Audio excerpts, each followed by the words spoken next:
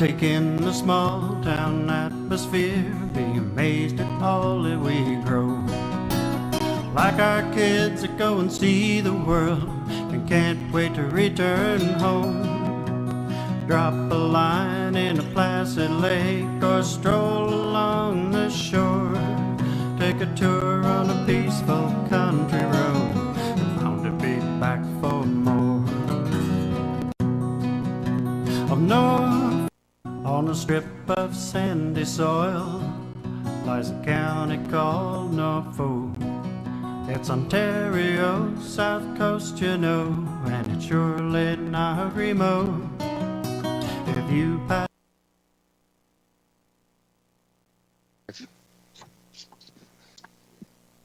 Okay, good morning, everyone. I would like to remind everyone that our meetings are web streamed and televised, and I would ask that you ensure your phones are on silent mode and keep your camera on and mute yourself when not speaking. And of course, remember to unmute yourself if you are speaking. Please use the Microsoft Teams raise your hand feature icon to be called upon and to remove it after you're finished speaking. I now call the council meeting to order and would look for a motion for the approval of the agenda or any changes.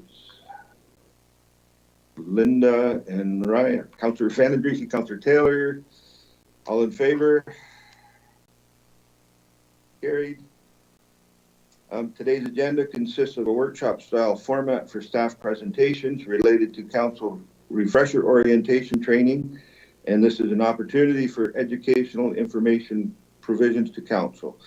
Members of council are requested to write down their questions throughout the presentations, and after each presentation, there'll be a limited time to address some of the questions. Any questions that we're unable to be asked during the question period will be submitted to the clerk's office after the meeting. The clerk's office will compile all questions received, create a Q&A summary, and circulate back to all members for their information at a later date. We also welcome representatives from the province, including Chris Law, cultural consultant with the Ministry of Heritage, Sport, Tourism, and Culture Industries, who will be providing the presentation related to the heritage training as part of today's agenda. The agenda is before you for your approval, with the addition of the are there any declarations of pecuniary interest? Seeing none, we'll move on to the presentations.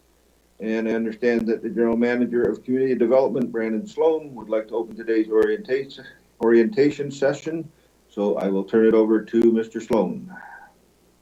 Thank you very kindly, and greetings members of council and our Norfolk Heritage Committee.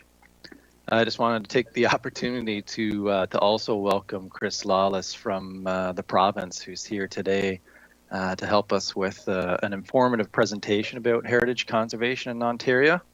This should provide a good framework for municipalities and a good joint session of getting our members of council and the Heritage Committee together. It's also especially timely because there have been some recent amendments to the Ontario Heritage Act. So Chris, just wanted to welcome you to Norfolk County to our session today. And I believe we have the presentation loaded and ready to go. All yours. Hello, everybody. Thank you for having us. I should also mention my colleague Andrew Jeans is also on this call and will be presenting with me. So I'm going to pass it over to Andrew to begin the session, and then we'll be alternating back and forth as we proceed through it. Thank you, Chris. Good morning, Mr. Chairman, members of council, and members of the Heritage Committee. As Chris said, my name is Andrew Jeans, and Chris and I are from the Libraries, Arts, and Heritage Services Unit of the Ministry of Heritage, Sport, Tourism, and Culture Industries. It's our job to help municipalities like Norfolk County to understand how to work with the Ontario Heritage Act. So, please advance to the Have we got the presentation included in your slides? I'm not sure whether I should be. Through the chair, yes. The presentation is in our slides, and Kathleen, if you can just move it one more. So we've got it at the beginning. No, go Yeah, back. that's great. So I'll And- just ask to advance the slides. Chris and I will both ask if one of you can advance the slides. We weren't 100% sure whether or not we would be sharing our slides through Teams, or whether it would be the county that would be doing it. Aye. Okay. Can we? Yes. So as I said, my name's Andrew Jeans, and Chris Lawless and I are going to be presenting on the Ontario Heritage Act and the overall framework for heritage conservation in Ontario. Can we advance to the next slide, please? So today we'll be giving you a very broad overview of what the municipality of Norfolk County can do to conserve your local heritage using the tools found in provincial legislation, as well as other tools that are not covered by legislation. Next slide, please. We'll begin the first section of the presentation with an answer to the question, what is heritage anyway? So our heritage is all the things that we value from our past and present and that we want to pass on to future generations. Heritage can be intangible, like a story, or it can be tangible, like a place or a thing. For the purposes of the Ontario Heritage Act, however, we focus on tangible places, including landscapes, buildings, and structures. And we have some examples listed there. Oh, sorry, go back to that side. While some parts of our heritage are old, age is not a requirement to be considered heritage. New places and things are part of our heritage too, if we value them. Next slide, please. So that's the what. Now let's get into the why of heritage conservation. Why do we do it? Well, we do it for education, to pass on knowledge to future generations. We do it because of it gives us a sense of place, because our identities are at least in part defined by where we live and where we come from. And that sense of place has a connection to economic development too. Sustainable, community-driven prosperity and heritage conservation are in fact deeply linked. Heritage conservation also helps strengthen the connection between generations, giving everybody a stake in the past and in the future. Finally, heritage conservation makes sense from an environmental perspective. It helps to keep waste out of landfill, makes smart use of energy, resources, and land. Next slide, please. So that's the why. Now let's get into the how we use laws as tools to accomplish our heritage conservation goals. Next slide. Let's start by looking at the major piece of legislation, which, as was alluded to earlier, was just recently amended. So the amendments have only just taken effect as of July 1st. This is the Ontario Heritage Act. Next slide. So the Act has actually been around for about 46 years and received significant amendments in 2005 and again in 2019. Those most recent amendments actually only came into force with the July 1st date that I mentioned earlier. The Act gives municipalities a range of powers to identify, protect, and promote your local cultural heritage resources. It also gives property owners a range of objection and appeal mechanisms to those municipal powers. Outside the municipal sphere, the Act has provisions for provincially owned heritage property, for archaeological resources on land and under the water, and it also establishes a provincial agency called the Ontario Heritage Trust. And I'm now going to pass it over to my colleague, Chris Lawless, and he's going to take the next part of our presentation. Thank you, Andrew. Next slide, please. So, under the Ontario Heritage Act, the municipal clerk is required to keep an up-to-date register of properties of cultural heritage value or interest located in the municipality. The register must include all properties in the municipality that are designated under Part 4 or Part 5 of the OHA. as well as non-designated properties that council believes to be of cultural heritage value or interest. Next slide, please. Including properties on the register recognizes that the cultural heritage value recognizes their cultural heritage value in the community. It also provides interim protection for the property and helps to enhance our understanding of the community's cultural heritage. The register also functions as a planning document for municipal decision makers, land use planners, property owners, developers, as well as the general public. Next slide, please. The Ontario Heritage Act also allows properties that have not been designated, but the municipal council believes to be of cultural heritage value or interest to be placed on the register. This is commonly referred to as listing. Next slide, please. The municipal register is a planning document that can be consulted by municipal decision makers when development proposals or permits are being considered. It provides an interim protection that allows time for the municipality to more fully evaluate the cultural heritage value of a property and to determine whether to begin a designation process in order to protect the property in the long term.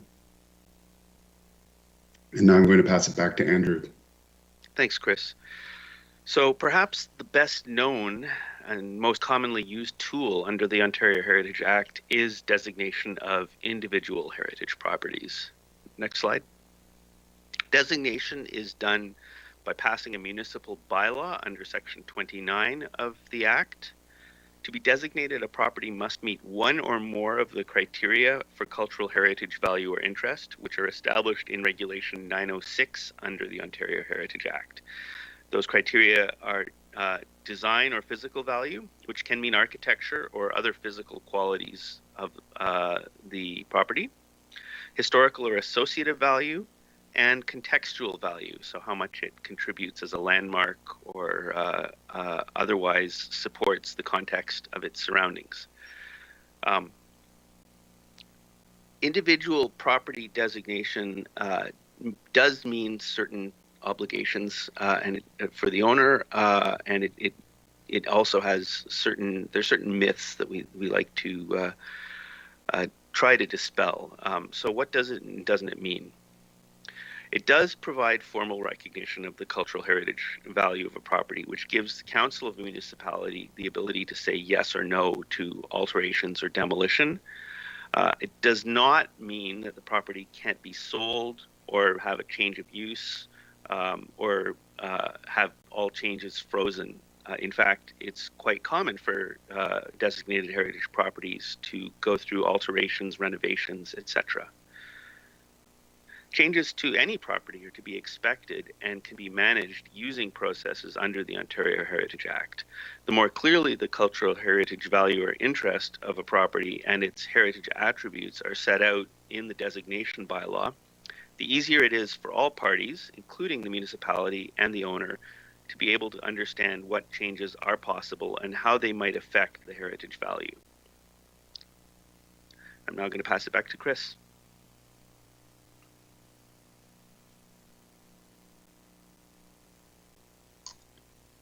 Okay, so the designation process involves 6 key steps under Section 29 of the Ontario Heritage Act, and that involves identifying, researching, serving notice of the intention to designate, passing and registering listing the property on the register, and then finally serving notice of the designation to the OHT. Next slide, please. The designation bylaw must include the municipal address of the property, a legal description of the property, a site plan, scale drawing, description in writing, a statement of cultural heritage value or interest of the property, and finally a description of the heritage attributes that explains how each attribute contributes to the overall cultural heritage value or interest of that property. Next slide, please. The description of the property defines what will be designated in the bylaw so the property can be readily ascertained.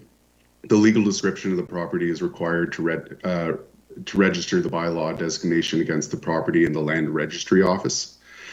The designation bylaw must identify the property by first identifying the location of the property in the municipality, identifying the general character and aspects of the property intended for designation, and then describing what on the property has been identified for conservation. So this could include structures, design features, as well as landscape elements. Back to you, Andrew. Thank you. So next slide, yes. The Statement of Cultural Heritage Value or Interest sets out which of the three criteria, and it can be just one or it can be all three or any combination. So which of those criteria the property meets and why. It's not meant to be a detailed history of the property and should be primarily made up of qualitative statements such as a good example of the Queen Anne style of architecture, or linked to the early history of farming in the community, or a highly visible landmark on Main Street. Those are the kinds of value statements that one would expect to see in the Statement of Cultural Heritage Value or Interest. Next slide, please. The heritage attributes are the tangible features of a property that support its cultural heritage value or interest. If it can be altered and its alteration would affect the heritage value of the property, it is likely that it is a heritage attribute. Attributes have to be linked to the values identified in the Statement of Cultural Heritage Value or Interest, which, as I said before, are linked back to the three criteria in Regulation 906. Next slide, please. Owners of designated heritage properties have to get written consent from council for many types of change to their property. Some municipalities have established a formal heritage permit process, while other, typically smaller municipalities, handle property owner requests more informally, as long as it's done in writing. If council refuses permission or sets conditions to which the owner objects, then the owner can appeal council's decision to the Ontario Land Tribunal. And I'm going to pass it back to Chris.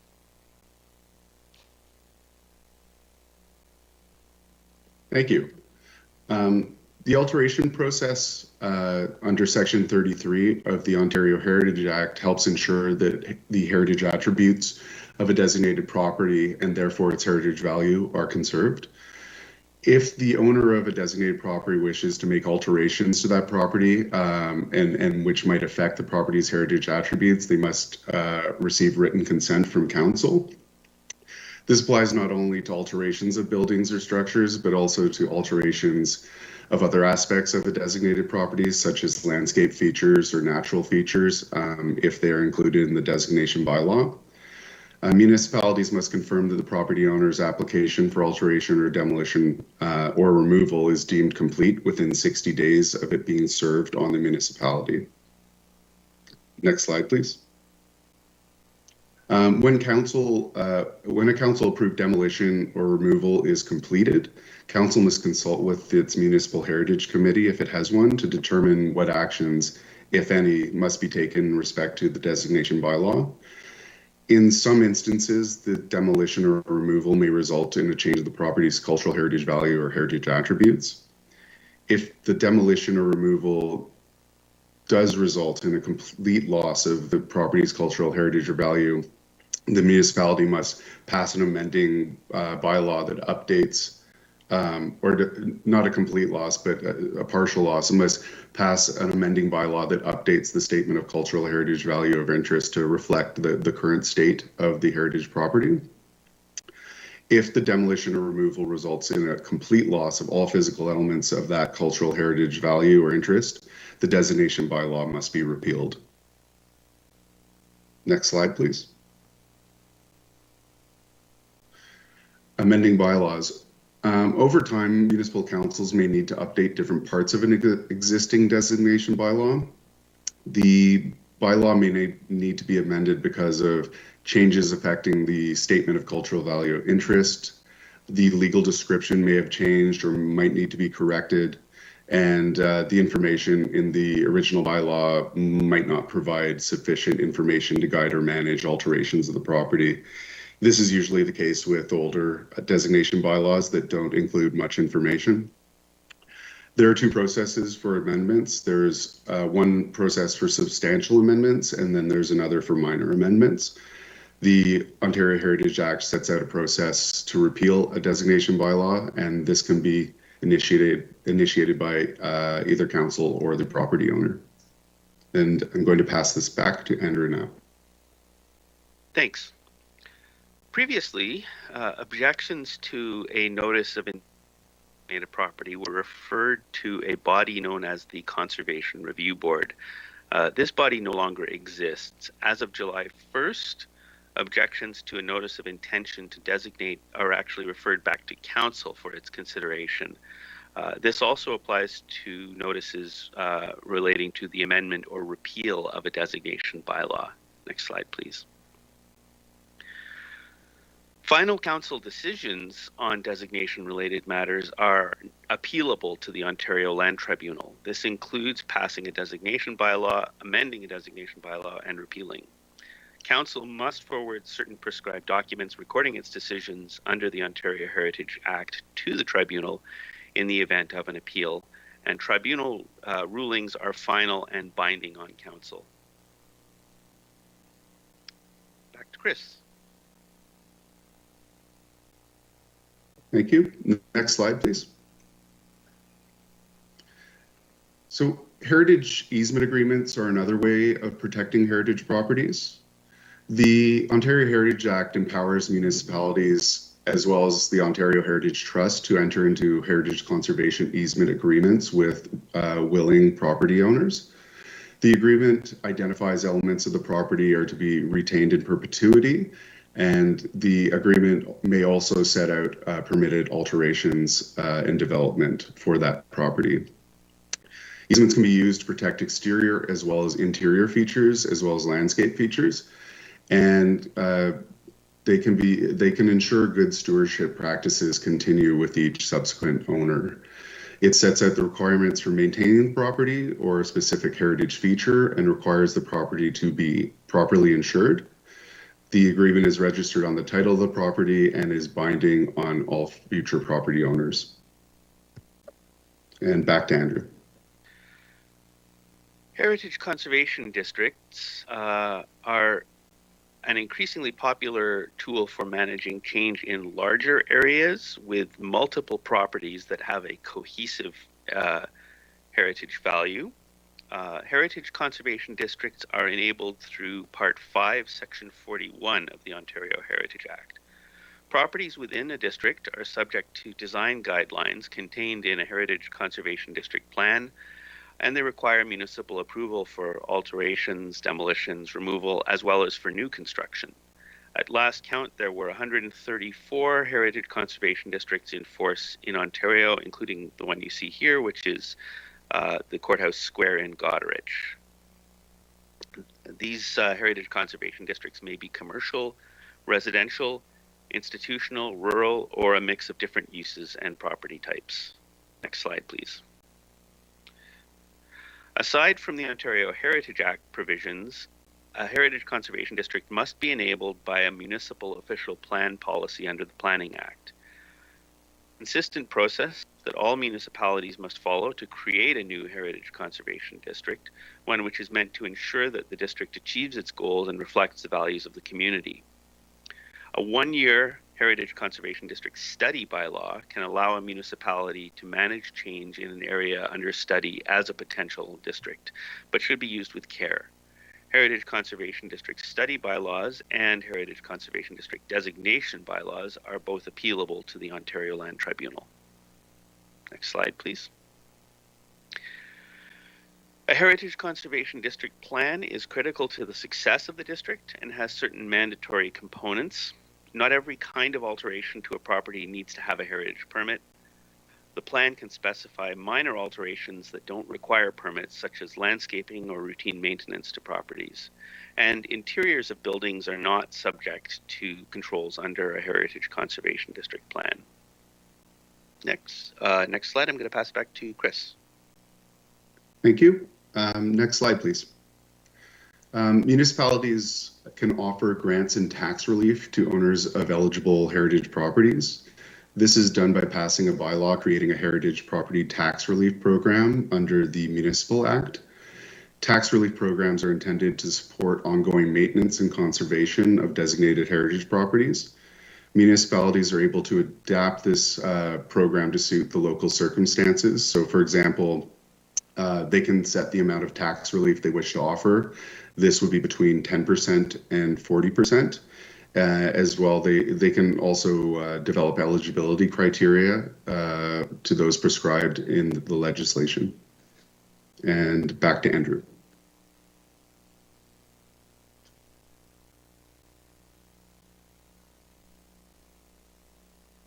Sorry, I was muted.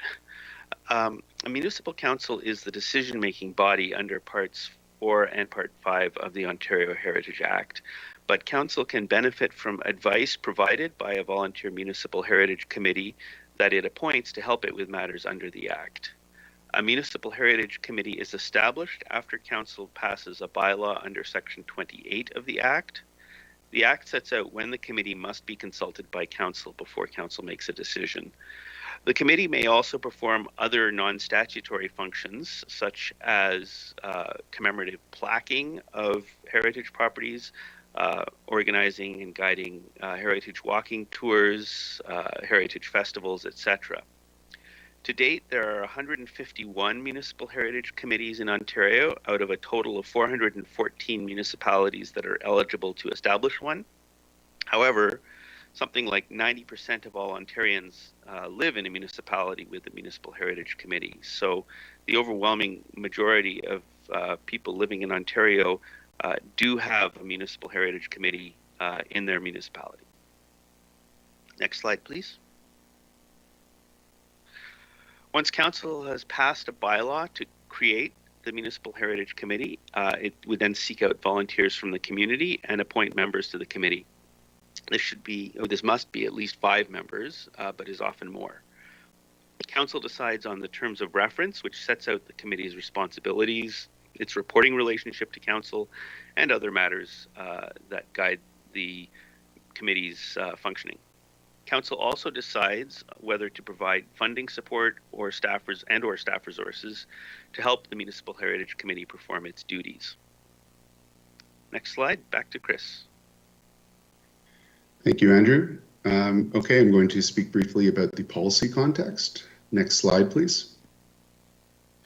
The Provincial Policy Statement, or PPS, is a consolidated statement of the government's policies on land use planning. It gives provincial policy direction on key land use planning issues. According to the Planning Act, all decisions affecting planning matters shall be consistent with the PPS. The PPS provides policy directions on matters related to cultural heritage as well, and it states that significant built heritage resources and significant cultural heritage landscapes shall be conserved. Municipalities are the primary implementers of PPS policies, and this is done through official plans, zoning bylaws, and decisions on other planning matters. Next slide, please.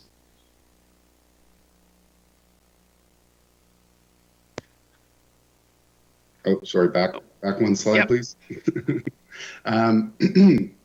The conservation of heritage resources is also reflected in provincial legislation, such as the Planning Act and the Environmental Assessment Act.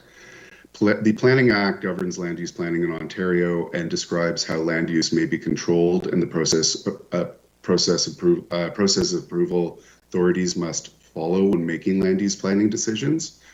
The Planning Act also provides that official plan policies shall be consistent with the cultural heritage policies of the PPS.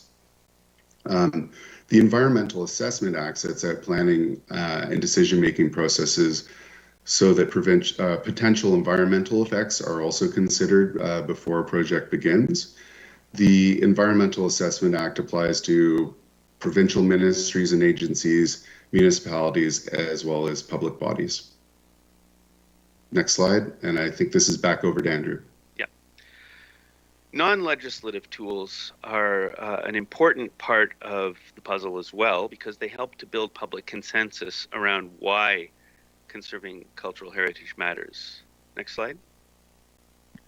Non-legislative tools build a bridge between the community and municipal council, the municipal heritage committee, individual property owners, and they help to increase the total level of knowledge in the community about what its cultural heritage resources are and why they're important. Next slide. One of the key actors in promoting heritage conservation in Ontario is the Ontario Heritage Trust. This is an agency of the government that performs many different functions, including owning heritage properties outright. It has a portfolio of heritage properties that it owns around the province. It also holds conservation easements on a wide array of privately and municipally owned properties. It organizes events like Doors Open and Ontario Heritage Week in February. It erects and maintains the well-known blue heritage plaques all over the province, runs the Young Heritage Leaders Program and the Lieutenant Governor's Heritage Awards, and publishes Heritage Matters magazine. Next slide, please. Municipalities, community groups, and other organizations have a role to play in celebrating our heritage as well, through a wide variety of programs delivered at the local level. These local programs are often the most essential part of building and maintaining momentum around heritage conservation in the community. These activities can and often do go on even in communities where the legislative tools under the Ontario Heritage Act aren't being used. But it's most effective when the legislative and non-legislative approaches are working together. Back to Chris. Thank you. Next slide, please. So finally, for any assistance, guidance in interpreting or implementing the Ontario Heritage Act, you can always give Andrew or myself a call or email us. We also recommend consulting the Ontario Heritage Toolkit. The toolkit was intended to provide direction on heritage conservation and help implement the OHA. We're currently in the process of updating the toolkit to reflect the new Ontario Heritage Act. And the toolkit consists currently of 5 books: Heritage Evaluation, a book on municipal heritage committees, designating heritage properties, heritage conservation districts, as well as places of worship. Next slide, please. And now we'll open up the discussion for any questions you may have. Okay, thank you very much to Chris and to Andrew. I see Councillor Columbus has a question. Just thank you, Mr. Chair, and just to commend the gentlemen for doing an excellent presentation.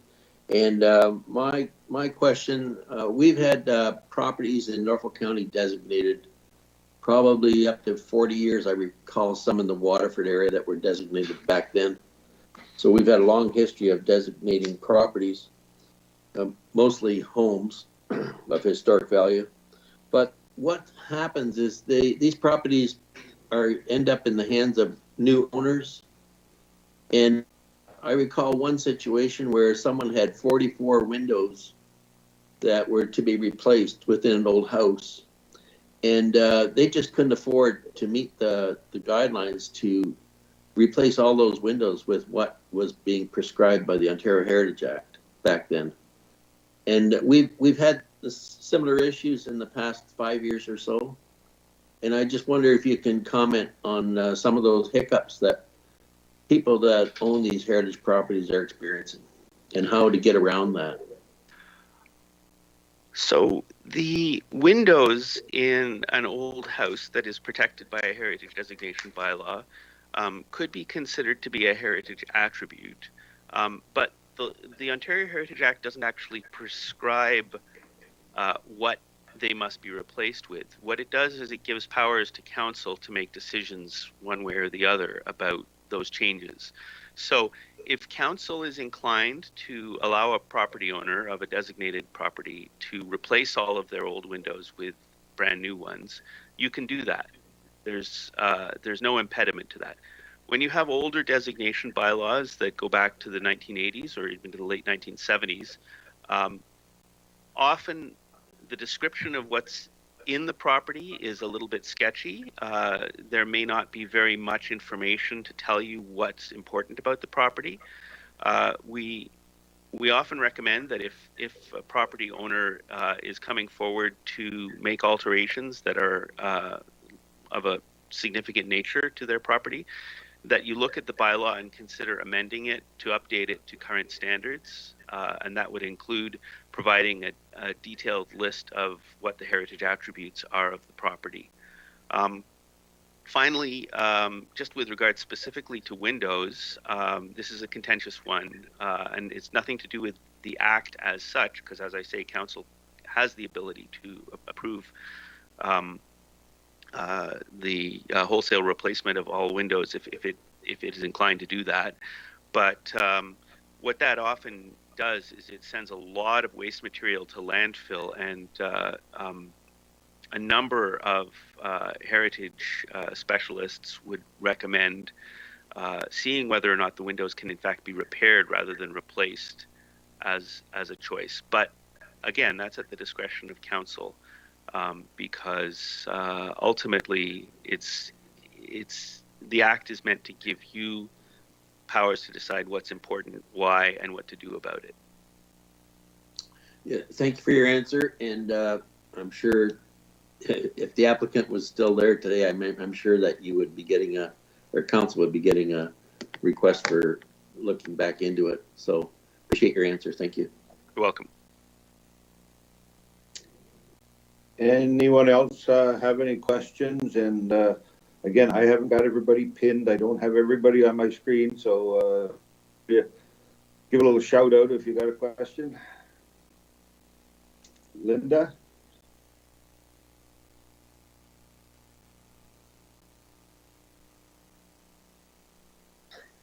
I think I'm unmuted now. Yeah, what I'm noticing is that there's been a change in policy, bringing it back to the council so that they have the tools to be able to deal with the act themselves. So but what is the sense of if you have a property owner and you allow changes, and then all of a sudden the committee, the Heritage Committee, feels that was an inappropriate decision? How do they have the power to appeal it and then take it to the land tribunal, or how does that work? So heritage committees, as I said before, are advisory bodies. They don't actually have any powers under the Act. All the powers are given to the elected council. Citizens, any citizens, can appeal council decisions to the Ontario Land Tribunal. So it wouldn't necessarily be appropriate. It would not be appropriate for a member of a municipal heritage committee speaking as a member of the committee or on behalf of the committee to appeal a council decision. But again, any ordinary citizen acting on their own behalf can appeal council decisions on certain matters. The details of how those appeals work are kind of beyond the scope of what we can talk about today, but I'm happy to discuss them at further length, or Chris can discuss them with you over the phone or by email. Oh, thank you. I'm just curious, because if you take into consideration this particular idea that if you have a property and you have, years ago they put windows everywhere. So there was massive windows and very beautiful windows. But at the end of the day, a new homeowner can't afford such a thing. I mean, it's important to be able to have those tools of council to be able to relieve those people of some of their burden to replace all those windows. Do you know what I mean? So that there's things there that years ago, I remember on Heritage Committee, yeah, there was a lot of things we wanted to maintain, but at the end of the day, is it feasible and can you financially do it is the question, at the end of the day. But I'll seek some further answers later. Thank you. Sure. Well, that sounds like a good segue into following our instructions, that if there's more questions, put them in writing, get them to our clerk, and she will summarize it. And I'll say thank you very much to the the reps from the province, and I'll pass it back to Brandon. Thank you. Yeah, thanks very much, Councillor Van Passen. I just wanted to spend a brief moment to note for members of council and the Heritage Committee that Norfolk currently is working on establishing a formal heritage permit process. That work is underway this year, being led by Melissa Culver, and that will include a user guide for landowners about that and the process. And there's more information and working with our Heritage Committee on establishing that and to council. The other couple items that we have on the go this year as we're kind of modernizing and bringing some clarity to our heritage process includes some documentation standards. We're also have prepared some terms of reference for if there is a cultural heritage impact assessment that's needed. So for example, if there is a development that's proposed on a property that is designated of cultural heritage value significance, then we have a guiding document that tells exactly what the expectations are and how to do that form of study, or that we can scope it or waive it under certain circumstances. And I believe the other thing underway right now, close to completion, is updating our property standard bylaw, and there's a small heritage component to that. So having the formal heritage process, I think, will really help landowners, help our committee, help council. And the other thing that a number of municipalities do, because I'm hearing some commentary about what it takes to maintain a heritage property, whether it's windows or other items. There's a number of municipalities that look at incentive programs to help out landowners with heritage conservation as well. So with that, though, I really do want to thank everybody's time and attention, and really from our provincial ministry friends for coming to give us this information today. So thanks very much. Thank you very much. Yes, thank you.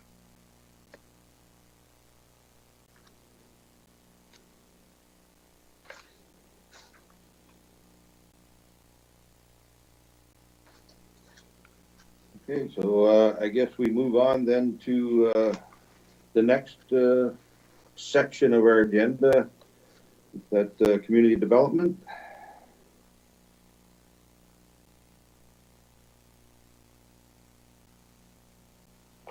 Sure, thanks. And I'll introduce that one and start the presentation with this, and just inviting Tricia and Zvi to join as well, as they will be accompanying me on the presentation. So in terms of our agenda for this particular orientation item on our second slide, I'll just do a bit of an intro about where we're at with the Community Development Division. And then what we really wanted to talk about today is some of the items that typically come to council, so that we have that as part of this orientation.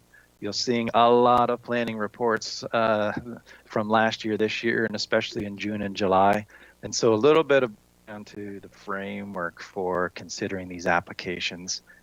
We do have a little bit of a pause in these two sections of this orientation. So once we get to the end of the development application review, we could pause there and have a little bit of discussion or question and answer if needed. And then to hit it home, we've got some updates of the excitement happening with our economic development priorities. So a little bit about the Community Development Division, just so that we have the update of where we're at on the third slide. We do include building department. We've got economic development, heritage and culture, which we just talked a little bit about. We have the planning department and the recreation department. There's also an administrative group that includes myself and Marie Steiner and Stacy Webb as part of our great team.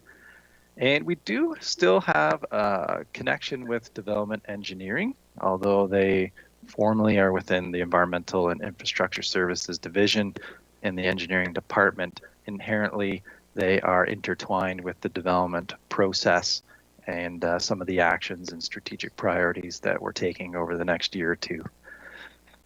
So we did get together the Community Development Division. We actually had a summit early on after the realignment to talk about all of those groups coming together and what this means and who we are, and to develop our business plan for 2021, 2022, so we could be clear with ourselves, other departments, council, the community, our stakeholders. Primarily, we found a lot of commonalities. We are about growth. We do have a number of processes that we kind of quarterback, help supporting businesses, doing recreational programming, working through building permits and development applications. But we're about healthy communities, and really it's about shaping the future of Norfolk. So some of the common things and approaches that we had are on the slide there under the vision about our communication and our customer service. And what that led to are a number of strategic priorities. And these strategic priorities have an interesting font that is translated differently on this presentation, but it relates to technology for public-facing access. So this is talking about our Perfect Mind release and going live. This is talking about our City View portal. These are things that we need to get so that landowners, those going through the permit or development process, can easily submit stuff, easily pay for stuff, and find out where their permit or their application is at, and get some faster answers to that. And it also will help with efficient process. At the same time, these processes aren't, as straightforward for everybody that might be doing a development on their property.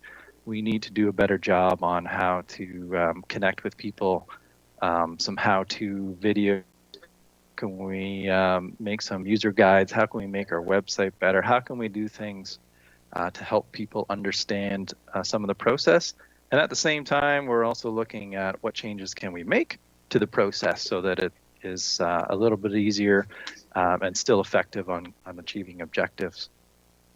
To do that, we are intending on doing some roundtable sessions with everybody. So that includes some members of the development industry, which we did in June, and some ongoing discussions. And we're also going to be working on a few specific plans. So very briefly, building department. And primary focus, of course, is on building permits, plan review, inspections, zoning compliance.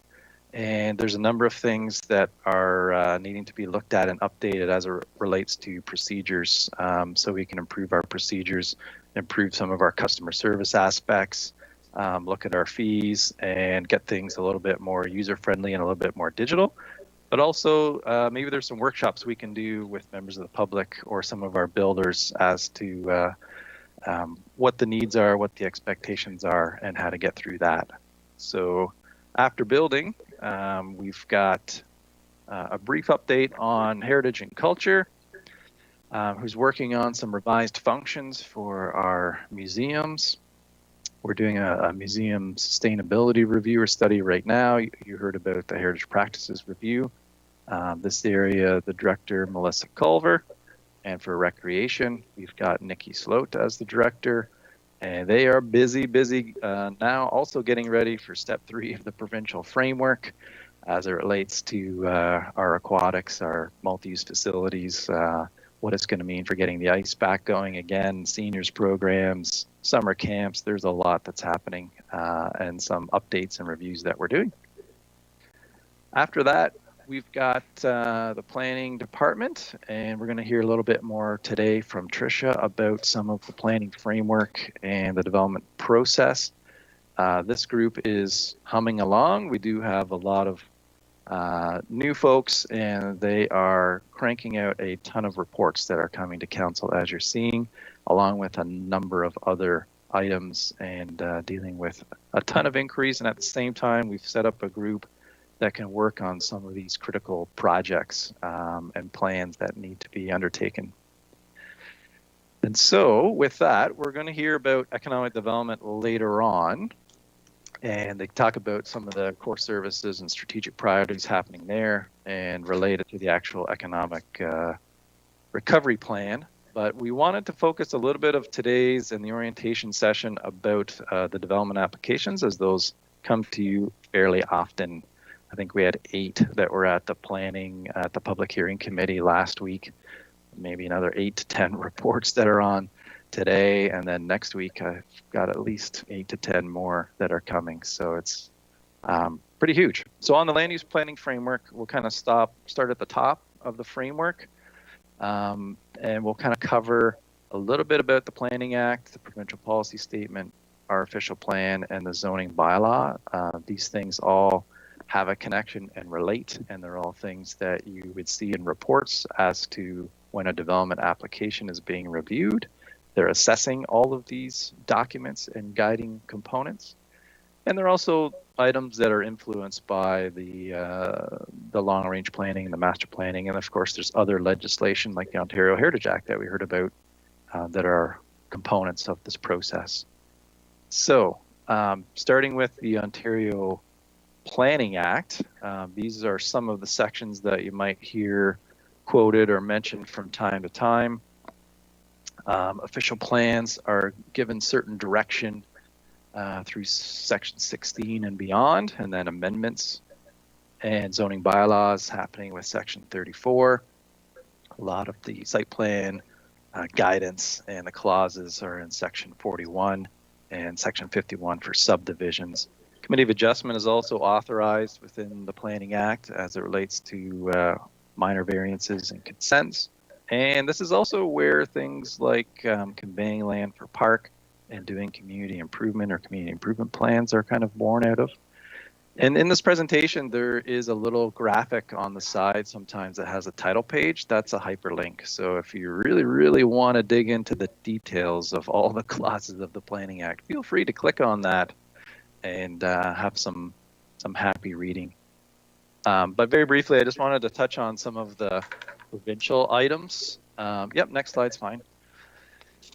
So under section 2, where it starts to introduce matters of provincial interest, and it's important that council is aware of those in carrying out the responsibilities under the act, and for any of the local boards or even staff when considering site plans and other matters, and the Committee of Adjustment as well.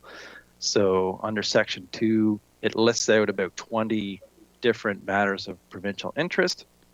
And under section 3.5, I believe there's some direction that decisions need to be consistent with the provincial policy statement and with any provincial plans, or at least not conflict with any provincial plans that may be in effect, of which our area does not have many.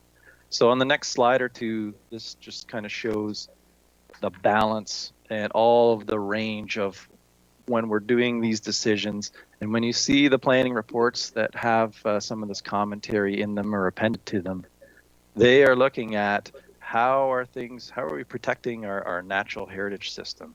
How are we considering and protecting our agricultural resource? What are we doing to make sure we're looking at and promoting the full range of housing? How do we conserve heritage? Efficient use of infrastructure as a component, and looking at that orderly development is a key growth management and healthy community principle. On the next slide, there's some additional items that are looked at and considered as well, and sustainability, location of growth, coordination, resolving. I mean, some of these items are right in there, and so it's inherent in the planning process when it talks about resolution of conflicts and coordination. That is part of the process. There are competing priorities.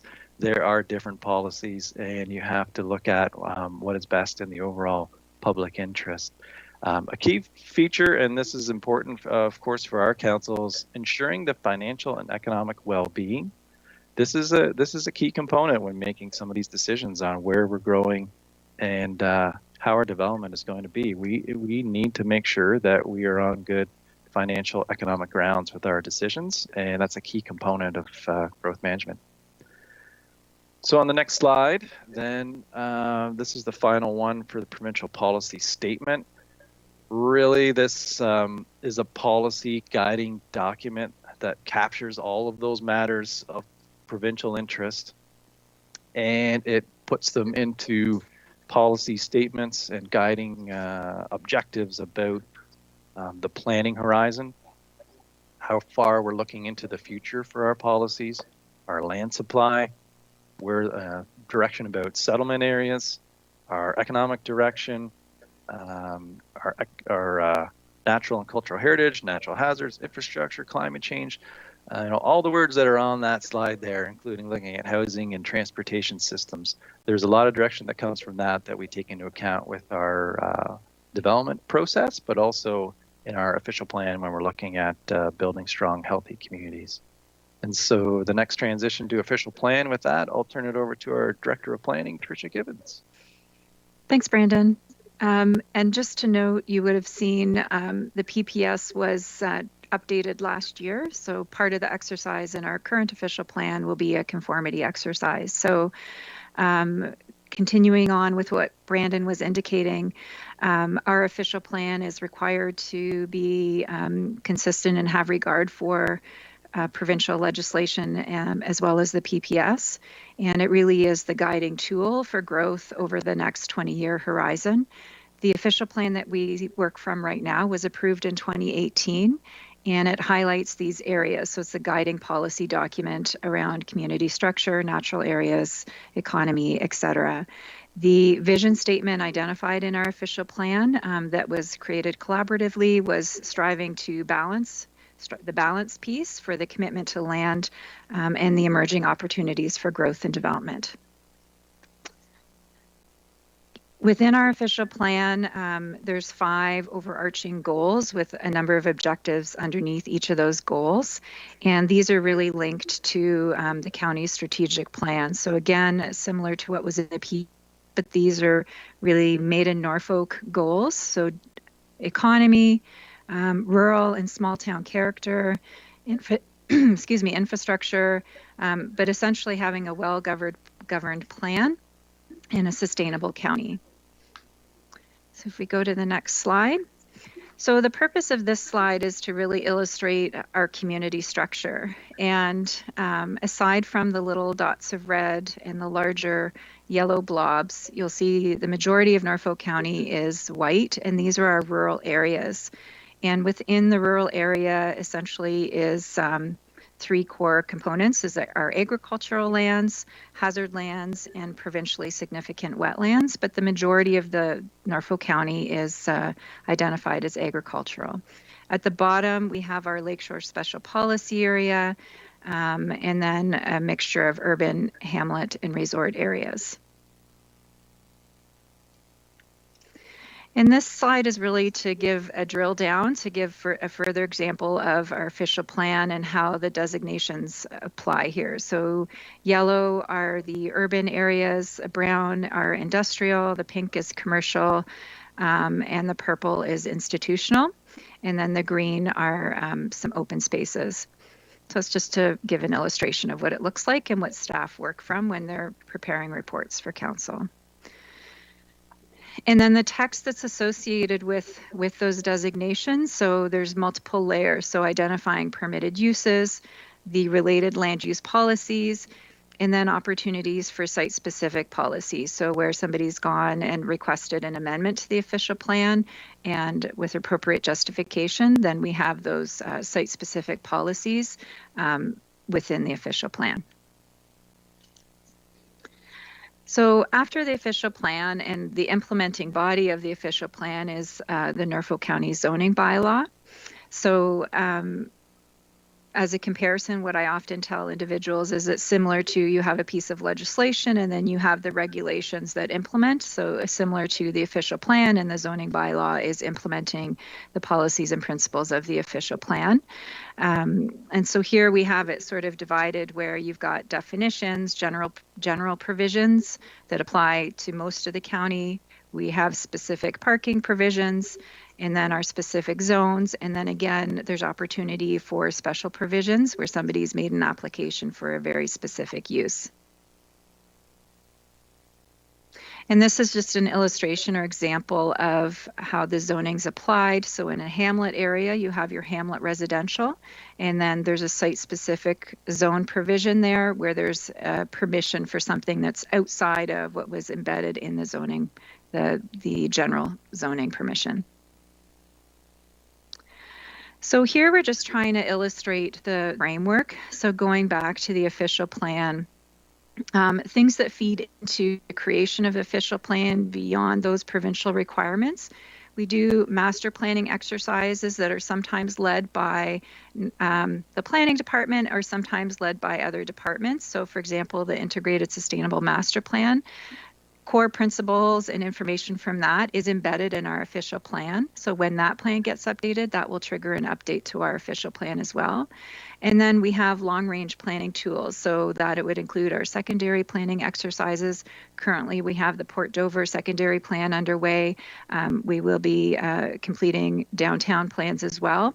And those plans get embedded into the official plan, and then other exercises such as our growth study, which has just recently started, or other work, those all feed into the official plan as well.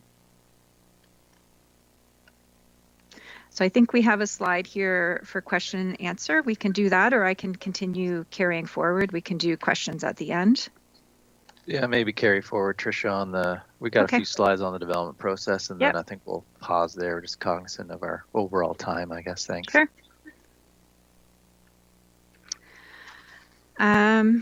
So our development review process. So when somebody wants to do something outside of that doesn't conform with our official plan or zoning, or they want to go to the next step and do a site plan application, then they enter our development review process.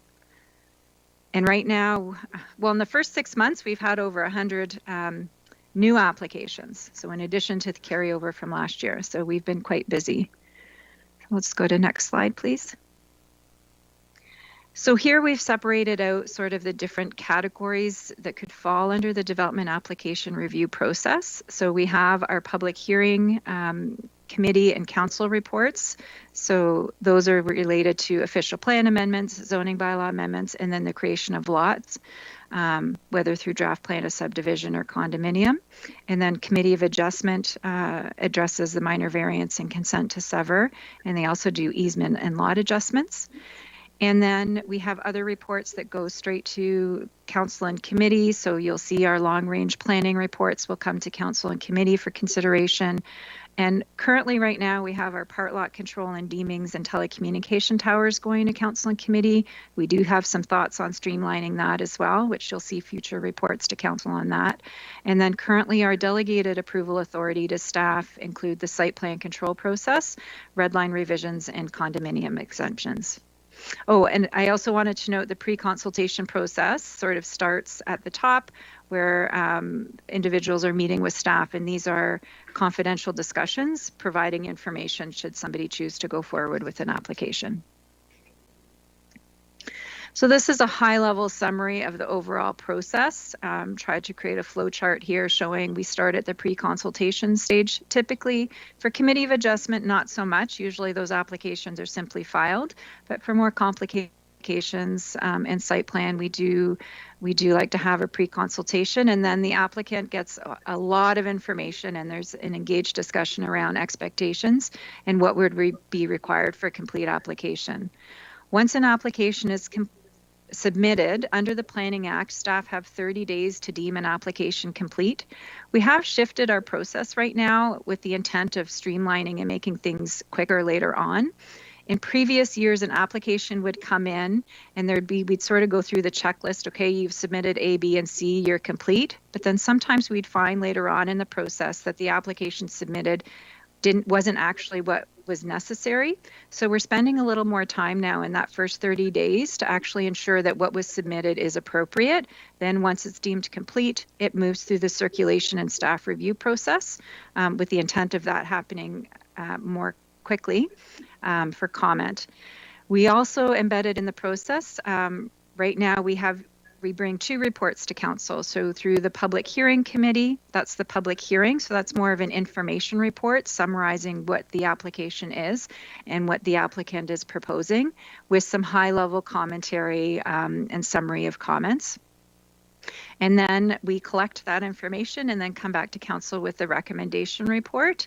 And council ultimately makes that decision based on staff's attempt to provide you with a comprehensive summary of all the information you need to make an informed decision. We do work under statutory timeframes, which were shortened in the last couple of years. So for zoning bylaw amendment, we are required to have that to council for a decision within 90 days of the application being deemed complete. And for official plan amendments and draft plan of subdivision, we have 120 days. And so if we don't meet those timeframes, we are open to appeals to the Ontario Land Tribunal, which is the new name for LPAT, formerly the OMB. Once they get those approvals, then if appropriate, they could move on to the site plan application stage. We do accept applications at the same time, but the site plan does come after the official plan or zoning approvals, then we would move on to the site plan process. And then finally, we get to the building permit stage. Embedded in the site plan application and draft plan of subdivision are also appropriate agreements that get registered on title with specific conditions that are required to be met, and collection of securities as appropriate. So when staff are reviewing applications, it really is a balancing act. So balancing core objectives of the various policy layers, technical requirements from different departments, comments, inputs from the community, from the applicant, and then all of our legislative requirements. And also important to note that our planners are RPP, our registered professional planners, or are working on that. So we do have a code of conduct that we follow beyond that of Norfolk County, and we are required to plan in the public interest or plan for the public good beyond that of the applicant. So looking at that broad perspective. So with that, I think that's the end of the planning submission. If you have any questions, I'm happy to answer.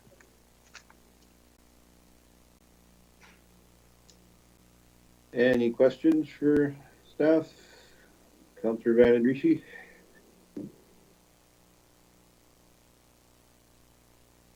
Are you muted again, Linda?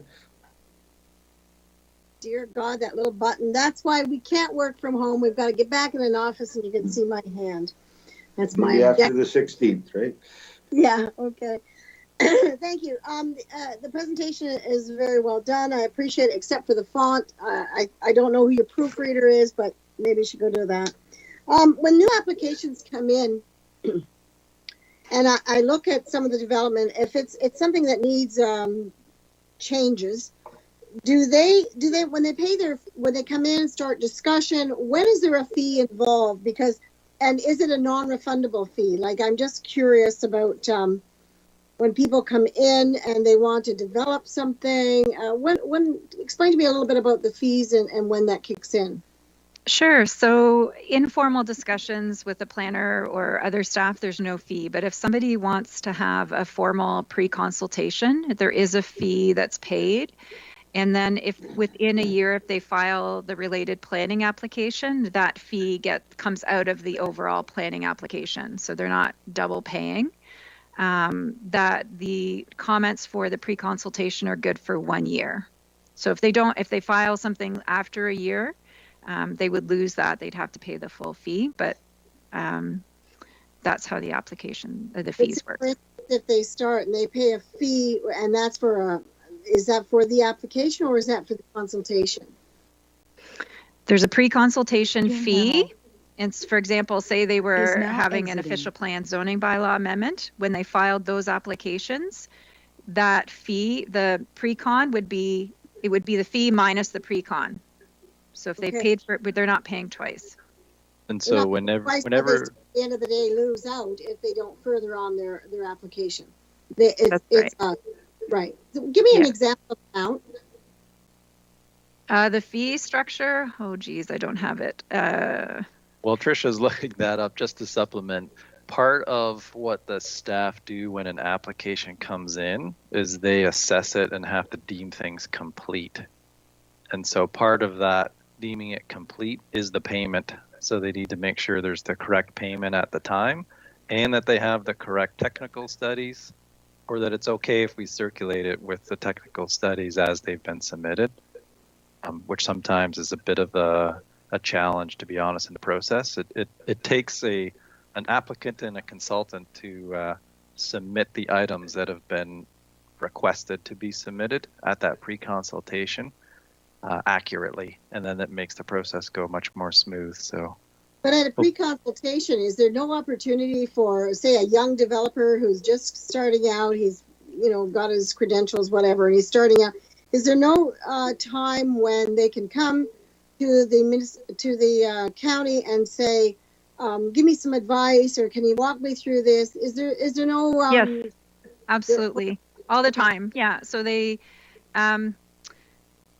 right now the counter is not open. So typically it's a call and there's a meeting time arranged or a teams discussion. Yeah, absolutely. You don't have to, those conversations happen. So the expectation is when you're coming for a pre-consultation, you have a more formalized idea.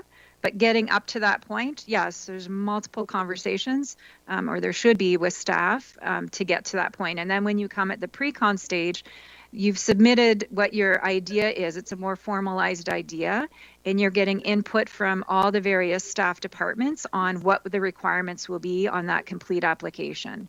And so there's a fee associated with that for two reasons, because there's staff involved. So there's staff time. Staff have spent time reviewing that. And then it's up to the proponent to decide. So typically at the pre-con, they know they're going to be filing an application.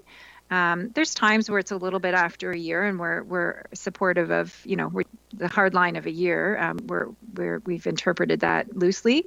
But the fee for a pre-consultation right now is just $446. So it's not an overwhelming fee. No. And then that gets subtracted out of the application charge. Okay. Yeah, it comforts me to hear that there is an opportunity for, there's a lot of new developers, there's a lot of young people starting off businesses, and they really need that time to be able to consult first and then move on to the pre-consultation. So that makes me feel a lot better. So thank you very much. Yeah, if I can just supplement that a bit too, so that we're clear. I mean, staff are helping of the process, and I think that's, Tricia and her group are doing a lot of items right now to find some more user-friendly ways and ways that people can help understand the process more.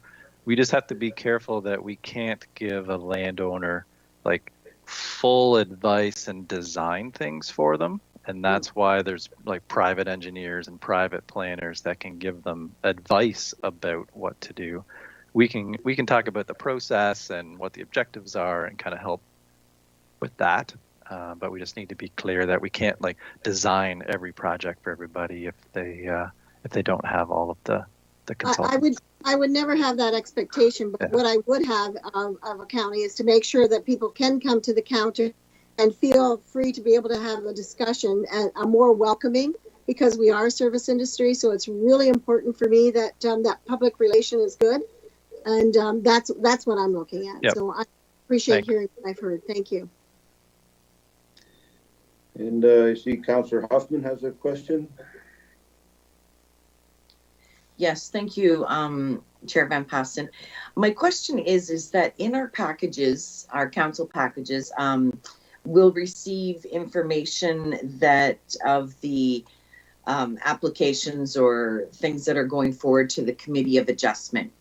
My question is, how do we find out the results of those decisions? Where does that information, I don't ever remember getting any follow-up on that, or unless I'm missing a step somewhere. So the information should be on the website, but if that's a service improvement that we can do, if there's an interest in council to receive decisions or summary, we could certainly look into communicating that. But everything is posted on the website. And I want to note that we're in the process, as Brandon said, of kind of overhauling our website as well to make things a little easier to find. Okay. Yeah, because I'm just thinking, and there's been ones in the past regarding, lots being severed in the ward and people kind of asking about them and stuff. So that's where I would go, is I would have to go to the website to find out the result of that decision at the Committee of Adjustment. At this time, yeah. Okay. And Councillor Columbus. Yes, Councillor Huffman, at one time council did receive the results several years ago. Anyway, my question is with respect to if there's a major development or a controversial development like a waste site in a certain ward, that type of thing, is there any way that you can give councillors in that ward a heads up that this could be a major and controversial item to deal with, rather than all of a sudden being bombarded with a bunch of questions about it? Yeah, so I think I understand that in years pre-COVID, before I came here, there was a courtesy email that went to the ward councillor of a new application.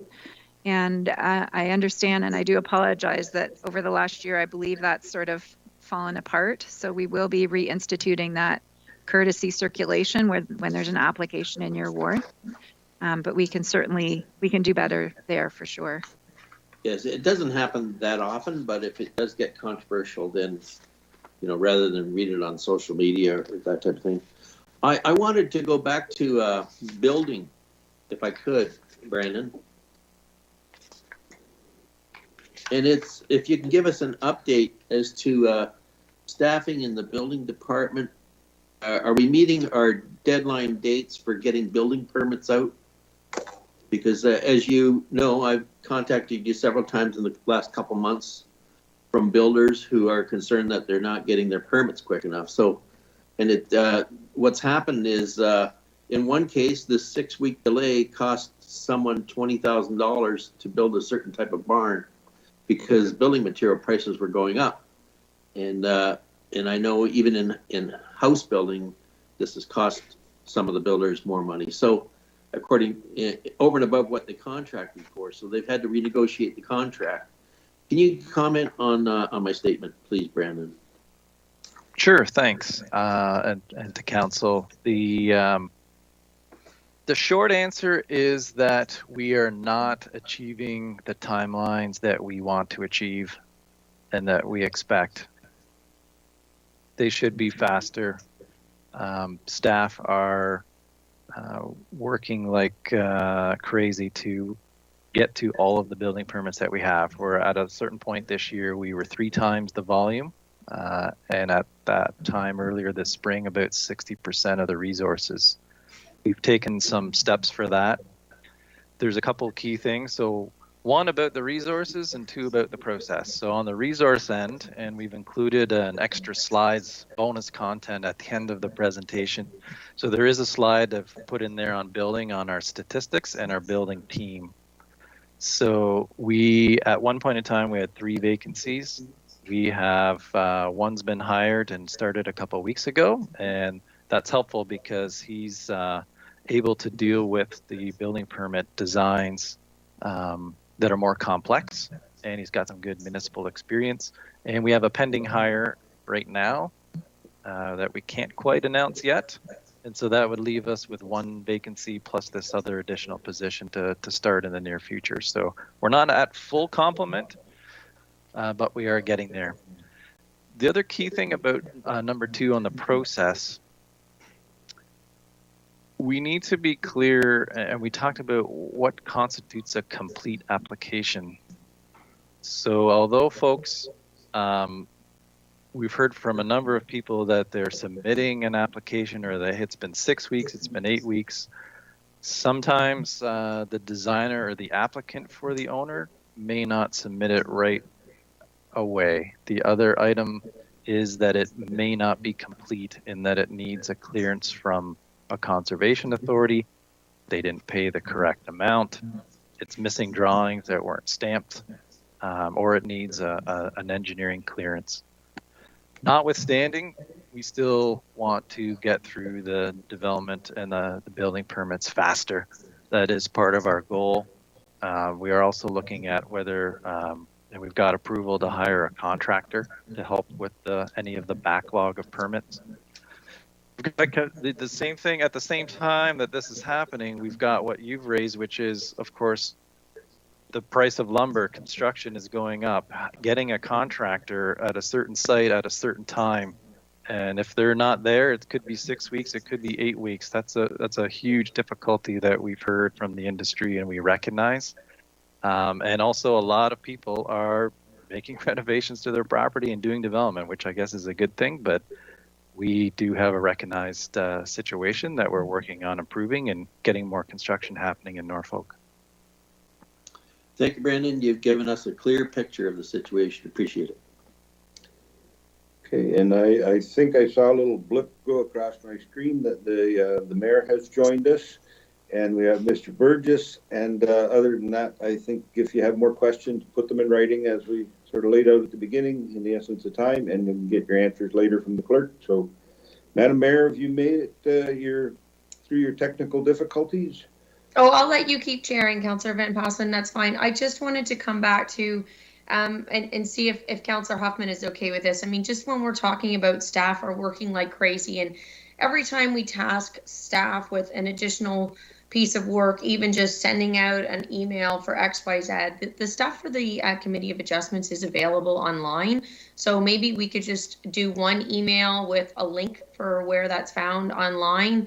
And then it would, you know, it's council's responsibility to go and check that on a monthly basis, rather than dedicating staff time to be able to compile something that really, just like the public can go online, it is readily available.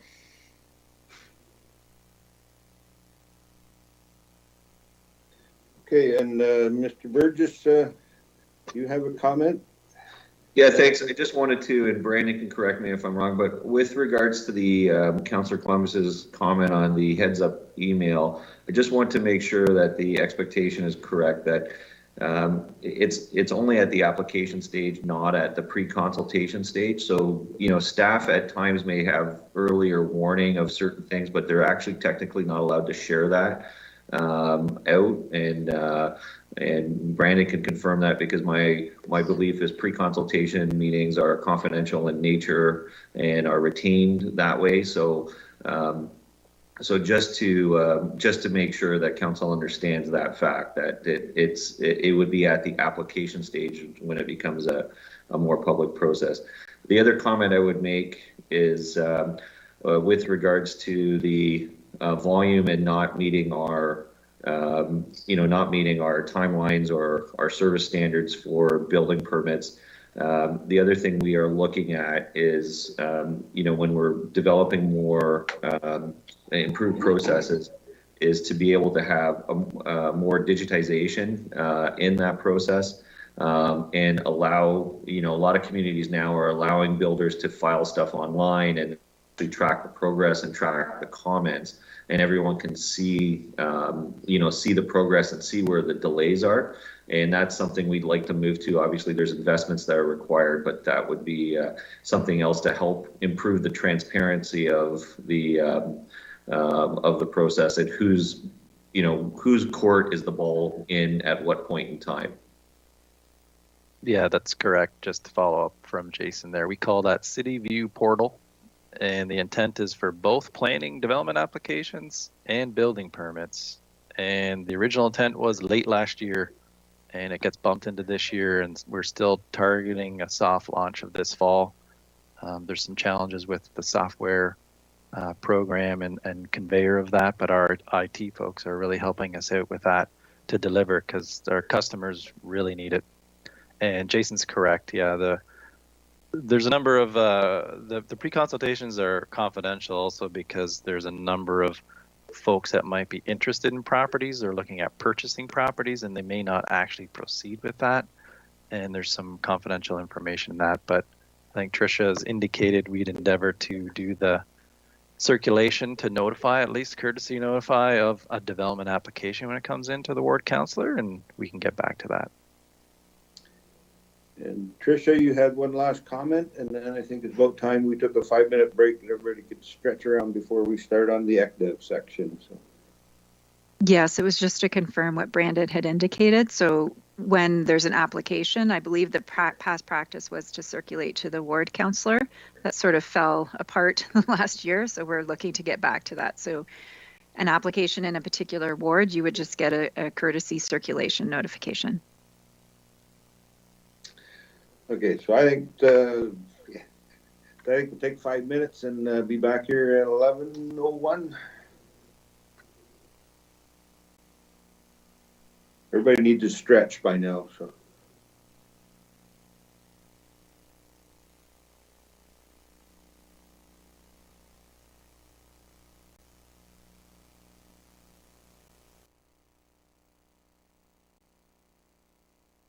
Call it home.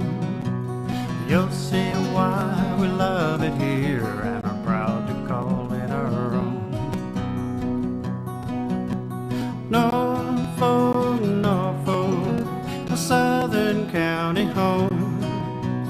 Norfolk, Norfolk, we know you can't go wrong with the friendly folk of Norfolk. You won't be a stranger long. Take in the small town atmosphere, be amazed at all that we grow. Like our kids that go and see the world and can't wait to return home. Drop a line in a placid lake or stroll along the shore. Take a tour on a peaceful country road and bound to be back for more. Of Norfolk, Norfolk, my southern county home. Norfolk, Norfolk, we know you can't go wrong with the friendly folk of Norfolk. You won't be a stranger long.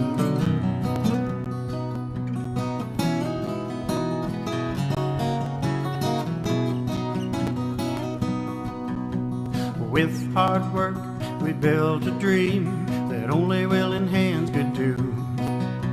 It's on display at our fall fairs and at all the festivals too. Erie beaches, Carolinian forests, where the flower and dogwoods bloom. Patchwork fields and rolling hills, it's just the place for you. Norfolk, Norfolk, a southern county home. Norfolk, Norfolk, we know you can't go wrong with the friendly folk of Norfolk. You won't be a stranger long.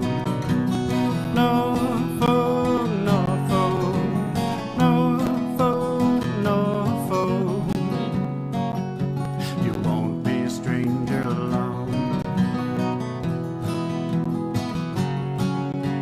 On a strip of sandy soil lies a county called Norfolk.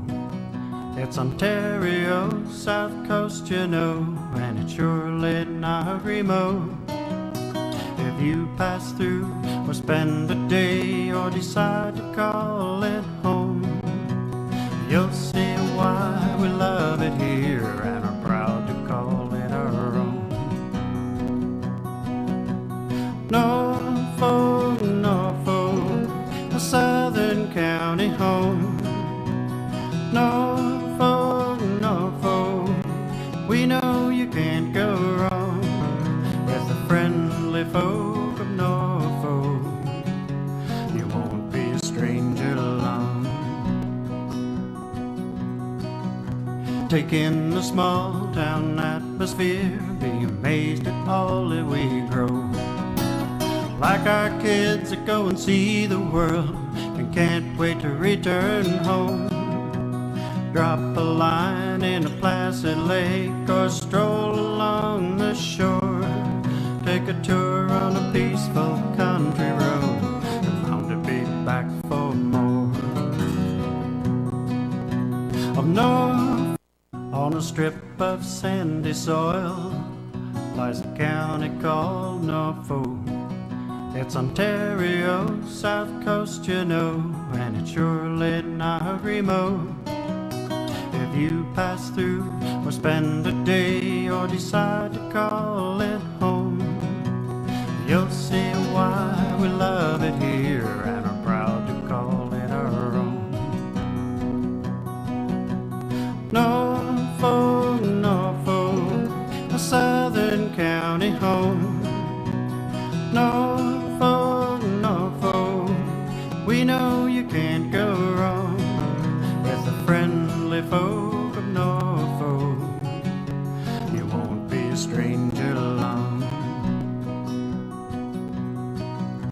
Take in the small town atmosphere, be amazed at all that we grow.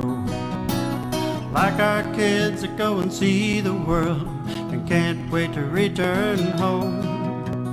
Drop a line in a placid lake or stroll along the shore.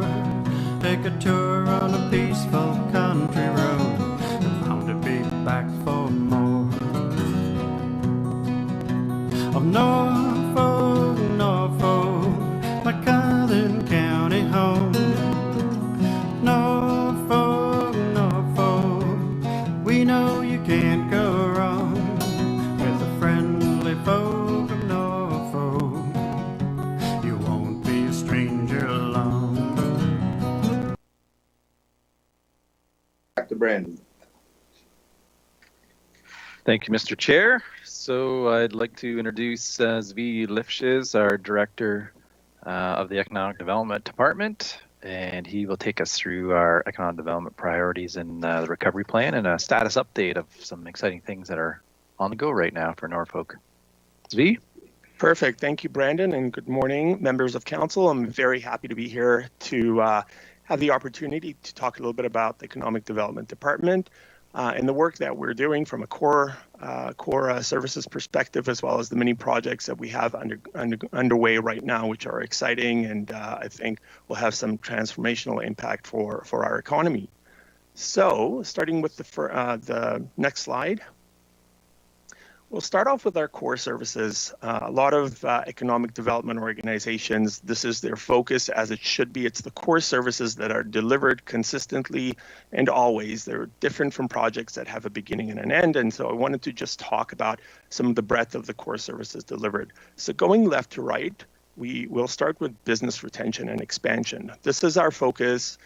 This is our work to go in front of businesses, engage in visitations, and ask those employers, what is happening, what are your challenges, and what do you need? And most importantly, how can Norfolk help you? And so we do that on a weekly basis. We're in front of those employers, taking down notes and ensuring that we're following up. Right now, we're hearing a lot of labor challenges, for example, up a series of roundtables to try see how Norfolk County can alleviate some of those labor challenges. But we'll also look at supply chain issues. Of course, we'll support in other areas as well. The next one over is business and investment attraction. This is what economic development is usually known for. It's what new businesses can be brought into the community. This is a significant focus for any economic development organization.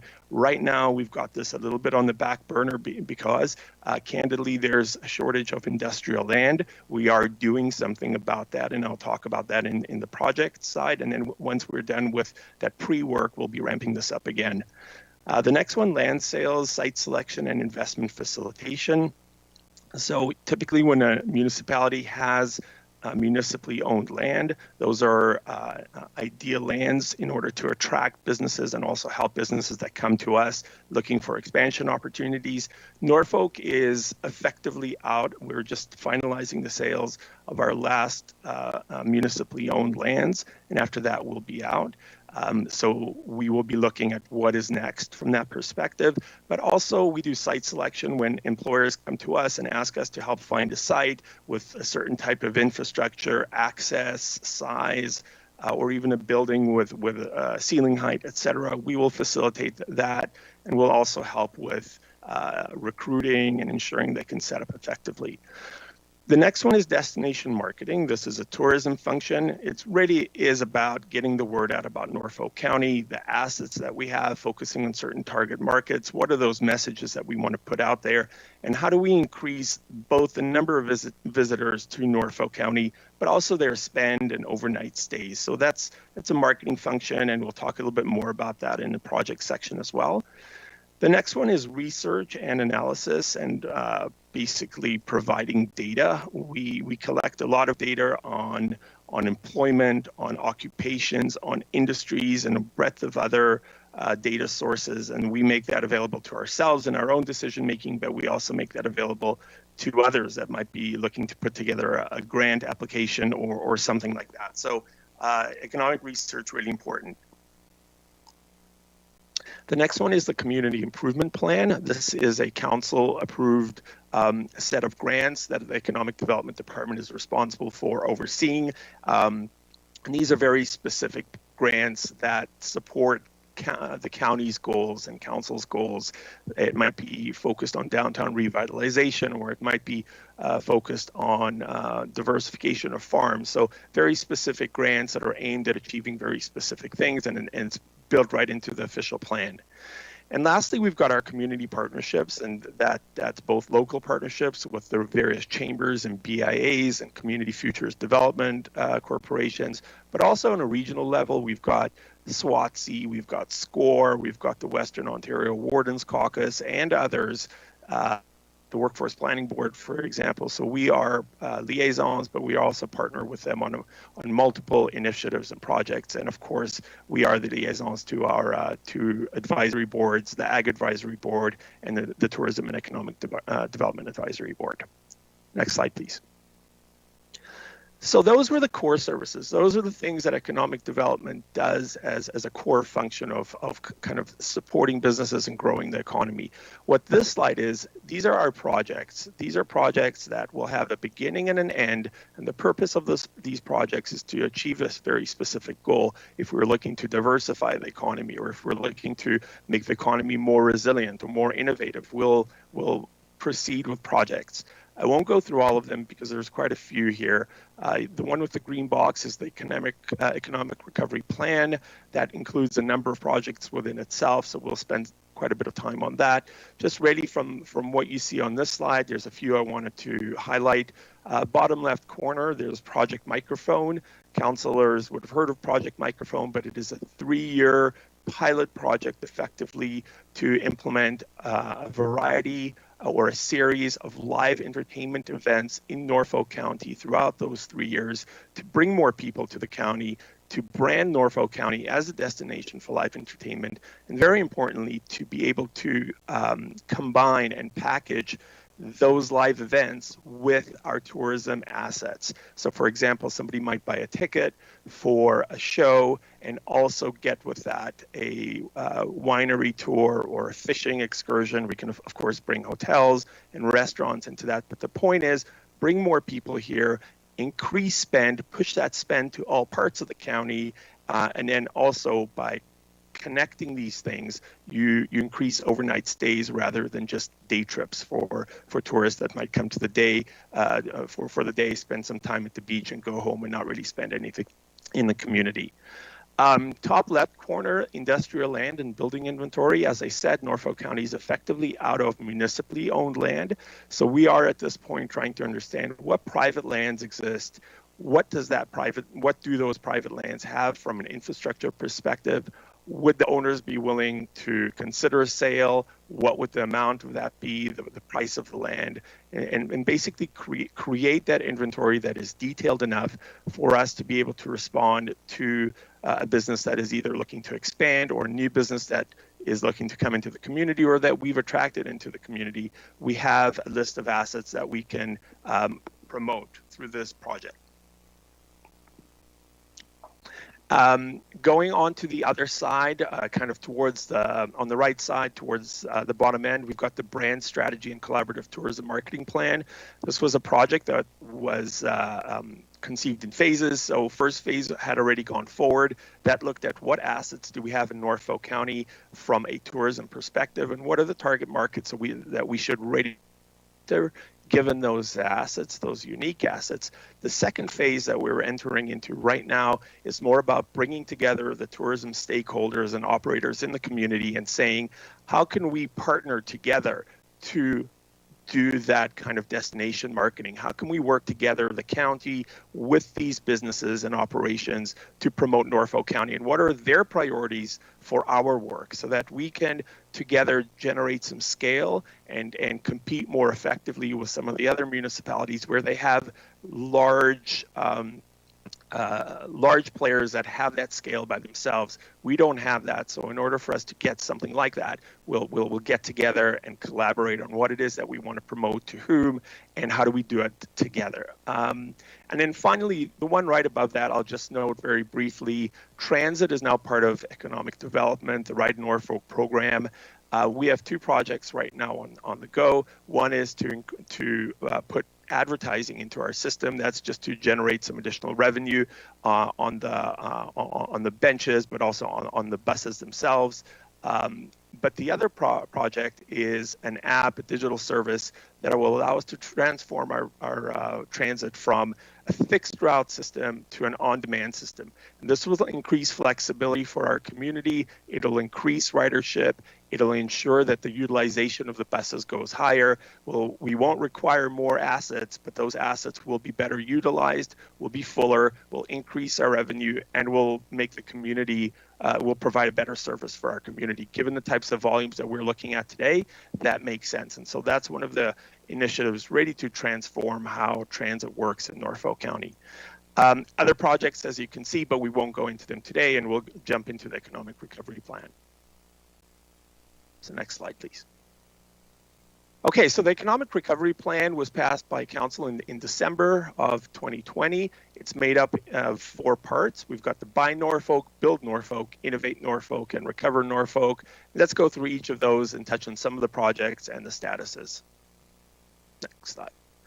Perfect. Okay, so Buy Norfolk. Ready? This entire part of the plan is aimed at promoting buy local and supporting small businesses in an effort to increase sales for those small businesses. Some of the key projects that are currently being worked on, the first one is Shop Norfolk. This project you can think about it as a local Amazon for Norfolk. We onboard vendors and businesses onto the platform, and we will also facilitate the delivery. That's what makes this project unique. We'll be the first ones in Ontario and very likely the first ones in Canada to take care of that delivery piece. And the delivery is really important. We've heard from other municipalities that have just put up platforms. The problem with small businesses that they encounter is everyone is used to Amazon and getting that delivery the next day or the day after. So it creates friction for a small business that needs to charge $10 or $15 for that delivery. If we can provide that delivery service, at least on a pilot basis, and see what kind of impact it has, we'll be able to potentially help our retailers compete very, very effectively in a digital online capacity. So we're expecting for this project to go live. I really hope. We've had some delays with the delivery. It's very complicated to set up, but we're hoping later this week or early next week to go live with this project.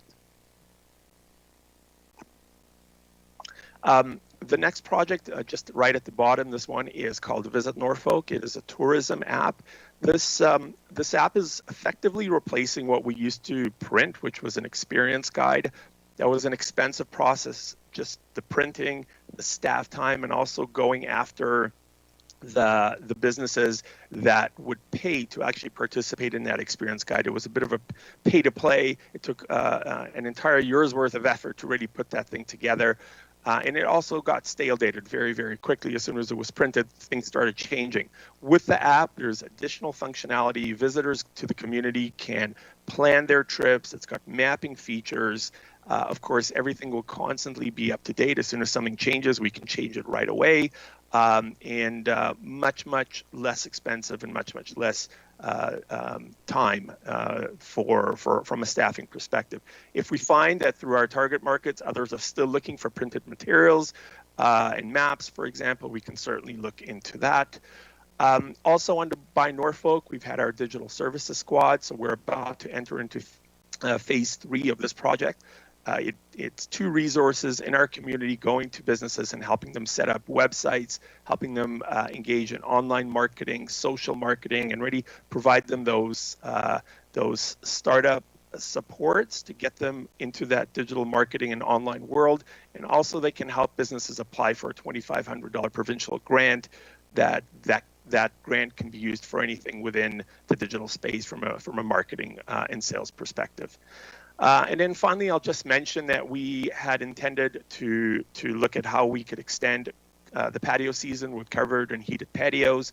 We ran into the reality that winter control makes that very, very difficult. So instead, we've looked at other ways that we can support with the patio process. We've redone the process this year.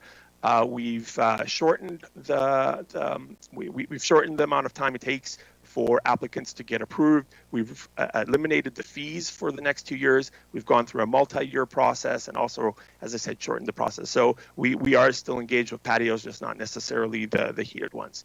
Okay, next slide. I just wanted you to see an example of what the Shop Norfolk platform looks like. Of course, when we have vendors live, this will be great. We've already got hundreds and hundreds of products online. So now it's just about setting up that delivery or finalizing that delivery setup, and then we can go live. This is what some of the marketing looked like for Shop Norfolk when we were trying to onboard retailers. That was really the key first step of the project. We had radio ads, we had online ads, and print ads. And I just wanted for you to see what the app would look like. This is not our app, but it's from El Paso, but we're using the same platform. So our app will look similar to this, of course, different colors and different images and even different menus, but it is a very functional, very fun-looking app. Okay, next part of the plan, Build Norfolk. This is all about creating the conditions for growth and for the business community and for the community itself. This includes the kinds of projects to enhance fiber optics and more internet service in our community. One of the key projects right now is an entrepreneurship center project that will basically bring to Norfolk County those kinds of entrepreneurship services that you see in other communities, whether in Hamilton or in Kitchener-Waterloo. It's the mentorship, it's the workshops, it's the cohort-based programs, and it's about creating a regional ecosystem that allows our entrepreneurs to get that support and that mentorship and even apply for grants that are available through a local service that we'll call the Norfolk Collaborative or some other name that's an initial name potentially. But that project will be going live very shortly and a staff report will be coming to council. And as you heard from Tricia and from Brandon, there's some efforts to improve and revisit the development process and look at how we improve through how-to videos, shorter processes, video guides, etc. So that's also a part of the Build Norfolk part of the plan. Next slide, please.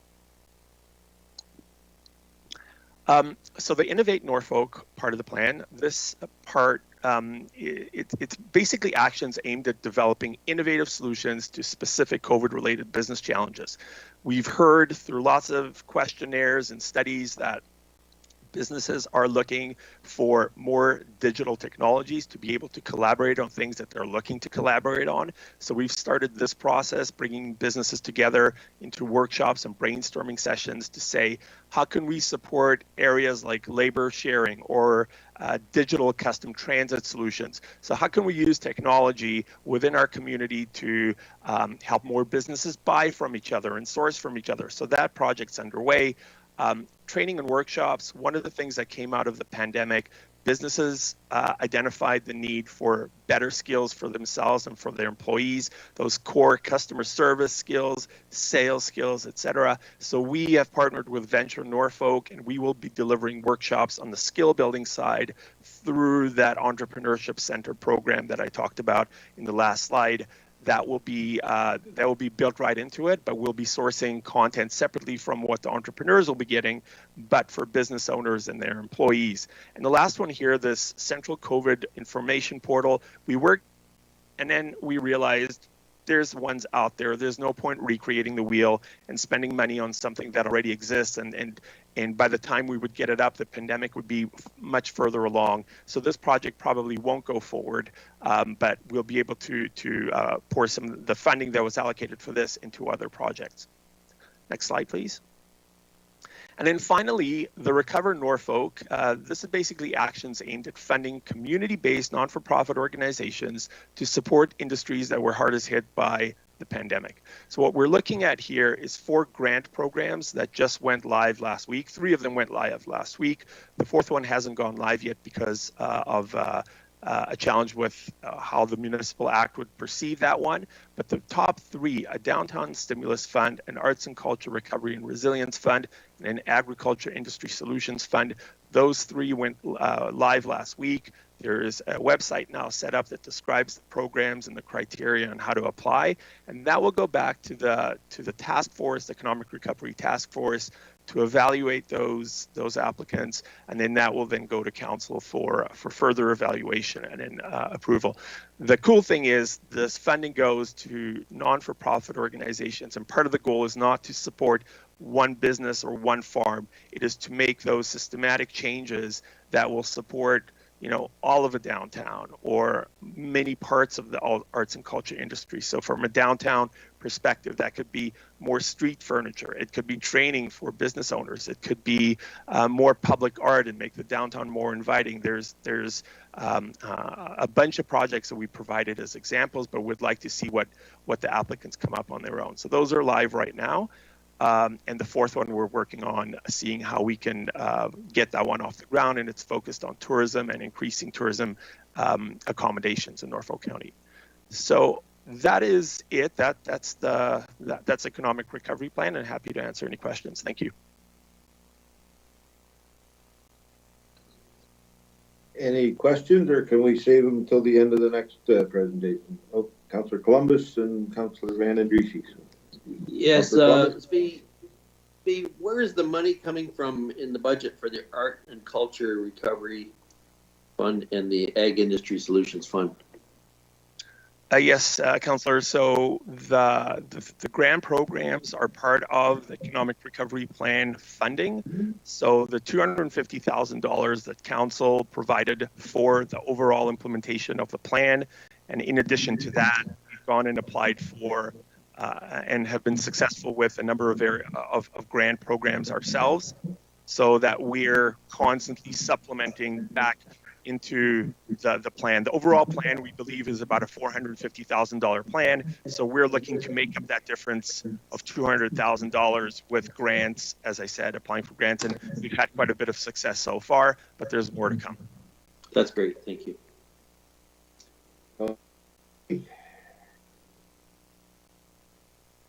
Thank you. I'm going right back to the beginning here when you talked about the Norfolk businesses and that you went out and you visit those businesses, or you have some sort of communicate every week with businesses. What businesses are they? The large employers? Are they all the businesses?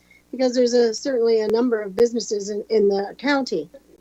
Yeah, absolutely. And that's an excellent question. It comes down to the fact that right now the department, from a permanent perspective, you've got two people. You've got myself and an economic development supervisor, Chris Garwood. Between all of these projects and those visitations, we have to focus on those largest employers. So we go through a list of what we call tier 1 employers. Once we've gotten through that entire list, we then go down to the second level. When it comes down to kind of the smaller businesses, we find other opportunities to engage with them through these various projects that you've seen, through the BIA meetings. We're constantly got our finger on the pulse of what the small business community are doing, retailers, restaurants. But those formal visitations and having the formal write-up in our CRM system and having, a follow-ups that may turn into initiatives, that's with your more industrial employers. Okay, so and my next question, I'm coming over to Cortland now. We have an industrial park there. I got the impression that all the land is sold. In Cortland specifically, you're asking, or? Yeah, I'm asking about the Cortland Industrial Hub lands there. Correct. Yeah. The park. I guess it's the industrial park. Yeah. So the industrial park there, the industrial park that we do have something available in right now is the Judd Industrial Park, but even that is effectively done. So if you're asking about municipally owned land, that is correct. Yes. All the land is sold. That is correct. So all the land is sold. And is there an ongoing project to look around those industrial parks to secure more lands? Yes. So through Brandon's group, there is a project to look at, as part of a broader initiative, to look in general at kind of our land and our boundaries and what will our growth look like and what types of lands do we need and where. Okay, so that's ongoing. So I feel secure that that's happening. I'm going to jump over to when we have, say for instance, the land that's owned publicly on the beaches. We have a large lake. How much land is owned publicly on the beachfront sort of deal for access to public? Because here we have a strategy of trying to get people coming into the area. How much private land or public land is there versus public land, I guess, but I'd like to know how much public land there is. Not beachfront properties, beachfront lands. I'm not sure if Tricia...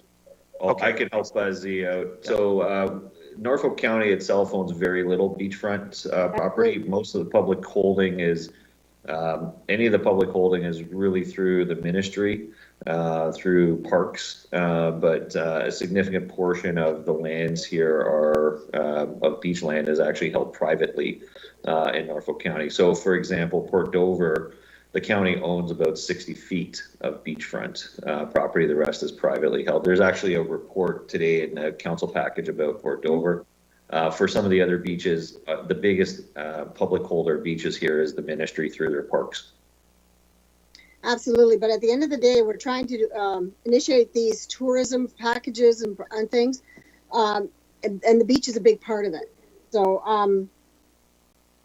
I would like to see us looking into what can we provide, or if there's a possibility of leases so that you can increase your beachfront, because that's what people come down to Norfolk for, is they like to go out to the wineries, they like to go out to the farms to see some different things and pick up some items, as well as they like to take the kids to the beach.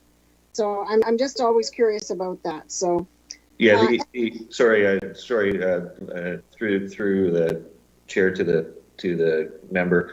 Yeah, the intent of the package is to, the challenge with, beach visitation is, how do you increase their length of stay so that it's not just a day visit and convert it over to it. So the packages that we're looking at putting together is to, encourage that. So for example, we don't have to control the beach to package the beach.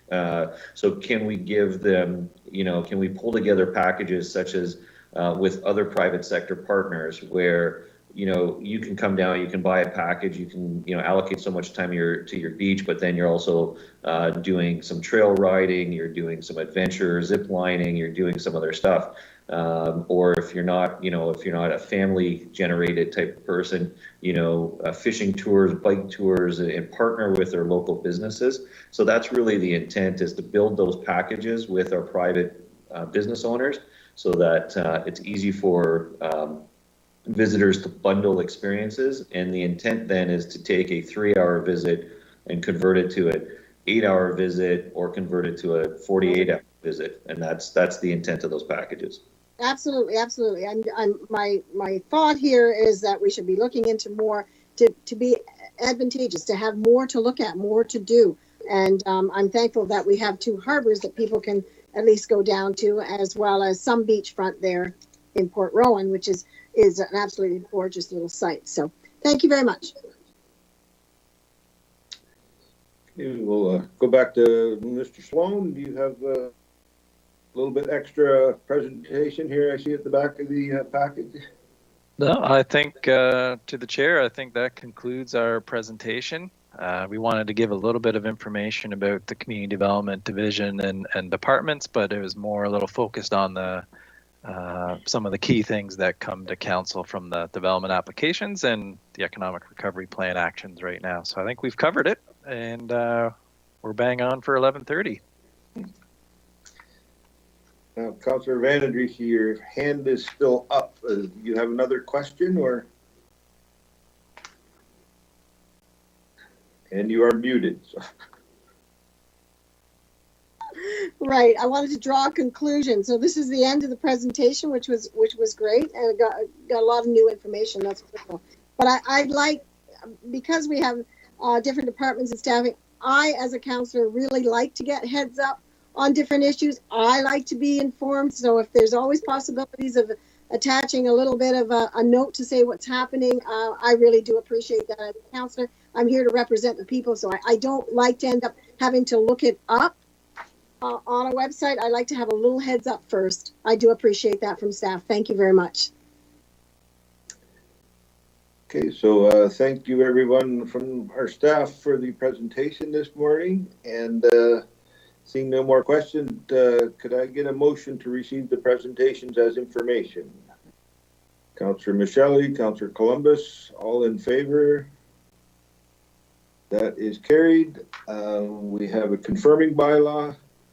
May I have a motion on bylaw 2021-89 being a bylaw to confirm the proceedings of the Council of Norfolk County at the special council meeting held on the 13th day of July 2021 to be approved, signed by the mayor and the clerk and affixed with the corporate seal. Mover, seconder, Councillor Van Andrieschie,